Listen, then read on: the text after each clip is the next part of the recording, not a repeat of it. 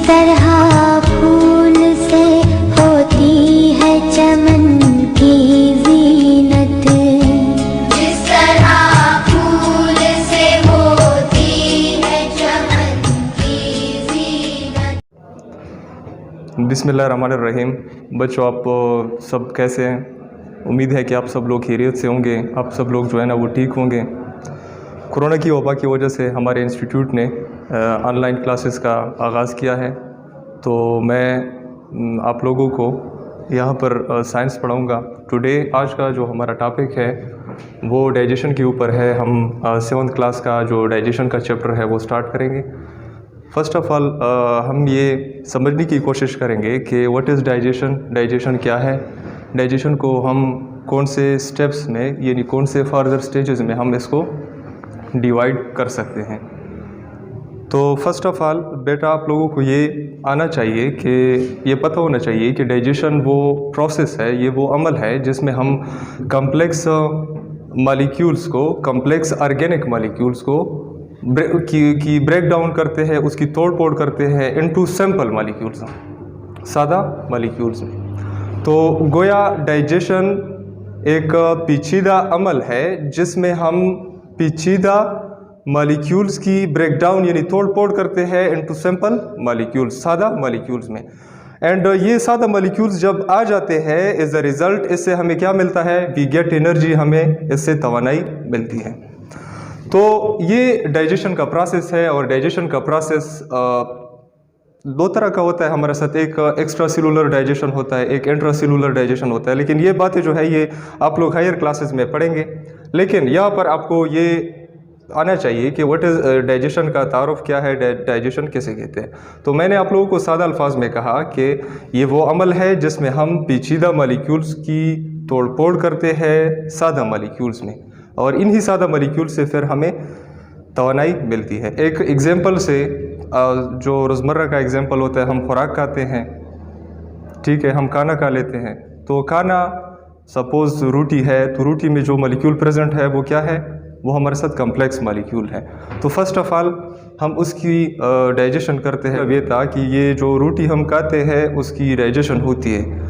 तो इस रोटी में, इस खाने में जो मॉलिक्यूल्स है वो कौन से है? ये कम्प्लेक्स ऑर्गेनिक मॉलिक्यूल्स है, कम्प्लेक्स ऑर्गेनिक मॉलिक्यूल्स यानी पेचीदा मॉलिक्यूल। जब इसकी डाइजेशन हो जाती है ये हमारे साथ सिंपल मॉलिक्यूल्स में कन्वर्ट हो जाते हैं। रिज़ल्ट में हमारे हम एनर्जी को यानी तवानाई को हासिल कर लेते हैं, which we use to do work. जब हम काम करते हैं तो इस एनर्जी को हम यूज़ करते हैं। अच्छा, डाइजेशन को हम 4 स्टेजेस में डिवाइड करते हैं। फर्स्ट इंजेशन होता है, हम फूड को इंजेस्ट करते हैं। We take in the food, हम खुराक को खाते हैं। Taking in of food is called ingestion. उसके बाद फूड की डाइजेशन होती है, ब्रेक डाउन होती है, सिंपल यानी कम्प्लेक्स मॉलिक्यूल जो है जिसको हमने ईट किया है उसकी डाइजेशन होगी हमारे साथ। डाइजेशन में इधर मैंने आप लोगों को बताया कि डाइजेशन में हमारे साथ कम्प्लेक्स मॉलिक्यूल जो है उसकी ब्रेक डाउन होती है इनटू सिंपल मॉलिक्यूल। अब ये सिंपल मॉलिक्यूल तो बन गए हमारे साथ as a result of digestion. अब इस सिंपल मॉलिक्यूल्स की क्या होगी हमारे साथ? इसकी एब्जॉर्प्शन होगी। एब्जॉर्प्शन हमारे साथ किस चीज़ की होती है? एब्जॉर्प्शन हमेशा सिंपल मॉलिक्यूल्स की होती है। और ये सिंपल मॉलिक्यूल्स इधर हमने पढ़ लिया कि ये सिंपल मॉलिक्यूल्स हमारे साथ आ जाते हैं डाइजेशन के नतीजे में। आफ्टर दैट जो 4 नंबर पर स्टेप्स है या स्टेज है हमारे साथ डाइजेशन का, वो है इगेशन। वैसे इस नेचर का एक उसूल है कि किसी भी चीज़ की इफ़िशियंसी 100% नहीं होती। Living organism including human being, हम खुराक खाते हैं, उस खुराक की डाइजेशन कंप्लीट डाइजेशन नहीं होती। उस खुराक का कुछ हिस्सा हमारे साथ डाइजेस्ट हो जाता है, जबकि रेस्ट जो यानी बकाया जो चीज़ें हैं उसको हम एलिमिनेट करते हैं, उसको एज अ वेस्ट प्रोडक्ट हम एलिमिनेट करते हैं। तो वो जो वेस्ट मटेरियल है वो बेसिकली उसमें क्या होता है? उसमें बल्क ऑफ अनडाइजेस्टेड फूड होता है, अनडाइजेस्टेड फूड प्रेजेंट होता है। तो उस अनडाइजेस्टेड फूड को, जिसको हम नाइट्रोजीनियस वेस्ट कहते हैं, in the form of faeces हम उसको एलिमिनेट करते हैं, अपने जिस्म से बाहर निकालते हैं। तो ये वोल प्रोसेस इन 4 स्टेजेस में कंप्लीट होता है। फर्स्ट, फूड को आप ईट करोगे, उसके बाद उसकी डाइजेशन होगी। डाइजेशन के नतीजे में सिंपल मॉलिक्यूल्स बनेंगे, लेकिन इन सिंपल्स मॉलिक्यूल्स को एब्जॉर्ब करेगी, यानी बॉडी जज़ब करेगी। जज़ब करने के बाद इसकी क्या होगी, हमारे साथ जो लेटर जो हमारे साथ वो सब्सटेंसेस जो कि डाइजेस्ट नहीं हुई है उसकी एलिमिनेशन होगी। अब यहाँ पर मैंने कुछ कम्प्लेक्स मॉलिक्यूल्स लेके हैं और उसको सिंपल मॉलिक्यूल्स भी लेके हैं। सपोज़ अगर आप स्टार्च को खाते हो, यानी नशास्ते को खाते हो, तो इसकी जब डाइजेशन हो जाती है एज अ रिज़ल्ट हमारे साथ क्या बन जाता है, ग्लूकोज बन जाता है। तो स्टार्च क्या है, हमारे साथ एक पेचीदा मॉलिक्यूल है। अगर आप स्टार्च को खाते हो तो स्टार्च की डाइजेशन के नतीजे में जो सिंपल मॉलिक्यूल बनेगा वो क्या होगा, हमारे साथ ग्लूकोज कहलाएगा। और ग्लूकोज की क्या होगी, हमारे साथ एब्जॉर्प्शन होगी।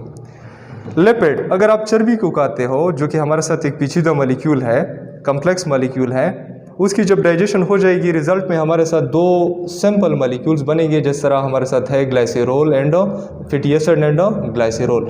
गोया लिपिड जो है वो इन दो चीज़ों से बना है, यानी फैटी एसिड और ग्लाइसेरोल।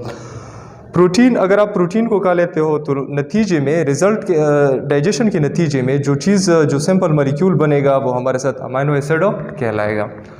अब डाइजेशन हमारे साथ कंप्लीट होता है दो स्टेप्स में, 2 स्टेप्स में। फर्स्ट ऑफ ऑल जो है हमारे साथ फिजिकल डाइजेशन है, सेकंड जो है हमारे साथ केमिकल डाइजेशन है।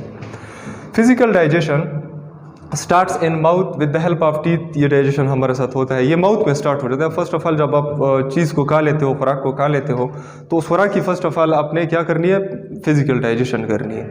Physical digestion with the help of teeth होता है, हम अपनी टीथ को इस्तेमाल करके उस खुराक को स्मॉल पीसेस में डिवाइड कर लेते हैं।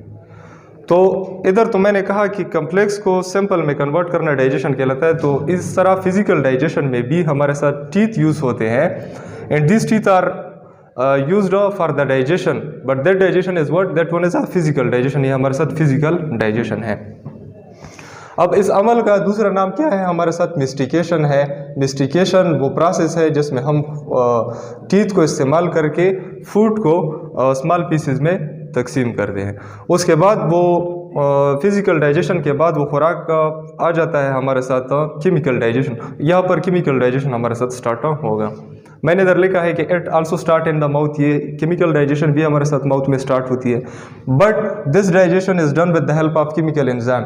लेकिन ये डाइजेशन जो है ये टीथ के ज़रिए नहीं होता, लेकिन जबकि ये हमारे साथ केमिकल एंजाइम्स, मखसूस कीमियाई एंजाइम्स के ज़रिए ये हमारे साथ होता है। फॉर एग्ज़ाम्पल, मिसाल के तौर पर हमारे साथ एक पेप्सिन एंजाइम है, पेप्सिन एंजाइम, और ये पेप्सिन एंजाइम क्या करेगा, ये प्रोटीन की डाइजेशन करेगा स्टमक पे, यानी मैदे में ये प्रोटीन की डाइजेशन करेगा। और लाइपेज एंजाइम है, लाइपेज एंजाइम, ये लाइपेज एंजाइम क्या करेगा, it will help in the digestion of lipid. ये लिपिड की डाइजेशन में हेल्प करेगा। तो ये केमिकल डाइजेशन हो गया, ये फिजिकल डाइजेशन हो गया। केमिकल डाइजेशन के लिए ज़रूरी है कि फ़र्स्ट ऑफ ऑल आप उसकी फिजिकल डाइजेशन करें। आई थिंक आप लोगों को ये टॉपिक क्लियर हो चुका होगा। अगर आपको कोई मसला हो तो आप नीचे कमेंट में क्वेश्चन कर सकते हैं और मैं आपको इंशाल्लाह इसका आंसर दूंगा। Thank you.